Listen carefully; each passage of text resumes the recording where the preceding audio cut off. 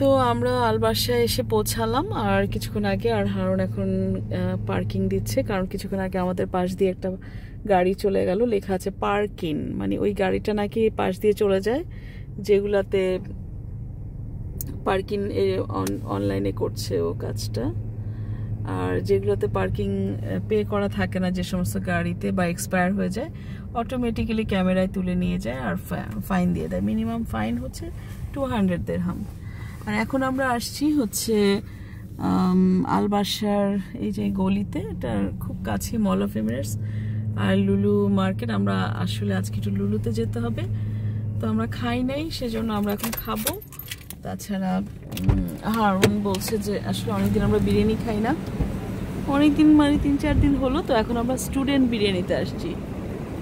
Student biryani ওটাকে বলে, special for biryani. তো আমরা, আমার ইয়েটা নাও, ব্যাগ, আমার ব্যাগ নিয়ে নাও। স্টুডেন্ট বিরিয়ানি, ভেতরে লোকজন আছে, সুন্দর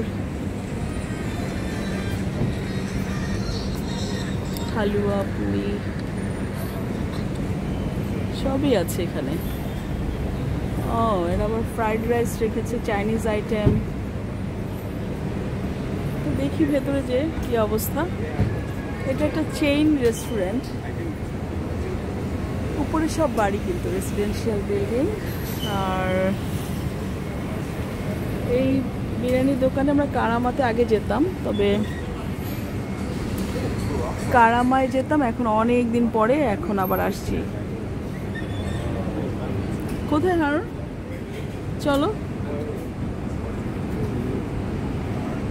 তো আমরা ভিতরে ঢুকে যাব, আপাতত রেখে দিচ্ছি। আল্লাহ হাফেজ।